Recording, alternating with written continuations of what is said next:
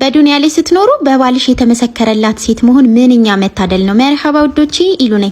ከባሌ ጋር በጣም ብዙ ደስታዎች፣ ብዙ መከፋቶች፣ በሰው መበደል፣ የራሳችን የምንለው ሰው ብዙ ይሆንለት ሰው መካድን፣ በገንዘብ መካድ፣ ብዙ ጣውረዶችን አሳልፈናል። አልሐምዱሊላህ በትዳር 11 አመት አብረን ኖረናል።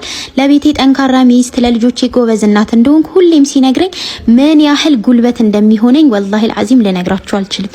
ከአላህ በታች ያለሽኝ አንቺ ነሽ፣ ብርታት ይሆንሽኝ አንቺ ነሽ ይለኛል እና ለኔ እዚህ መድረስም ባሌ አስተዋጽኦ አለው እና የሱ ይሄንን ማለት ለኔ በየቀኑ አዲስ ጉልበት አዲስ ኢነርጂ እንዲሰጠኝ አድርጎኛል። በትዳራችሁ ውስጥ የበዛ መከባበር ሲኖር ቤታችሁ በምንም የማይፈርስ የደረጃ ይሆናል። በብዙ ውጣ ውረድ የተፈተነ ትዳር ካለፈ በምንም አይበገርም። ማንም ተነስቶ ሊንደው አይችልም። እውነተኛ ሙሐባንና ፍቅርን ይታይበታል። ለሴት ልጅ ሁሌም ባሏ ከፊቷ ከቆመላት ማንም ተነስቶ ሊነካት ሲል ሚስቱን የሚያስከብራት ባሏ ነው። አሳልፎ ከሰጣት የማንም መጫወቻ ነው የምትሆነው። ስለዚህ ወንዶች ትዳራችሁ ጤናማ እንዲሆን ሚስቶቻችሁን አሳልፋችሁ አትስጡ።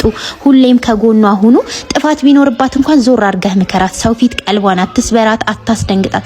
ያን ስታረግ ባንተ መዋረድ የሚያስደስታቸው ብዙ ሰዎች አሉና አንቺም የባልሽን ሐቅ ጠብቀሽ ተከባብራችሁ ከኖራችሁ እውነተኛን ሙሐባ እያመጣችሁ ትሄዳላችሁ ማለት ነው። ቴንክ ዩ ፎር ዋቺንግ ባይ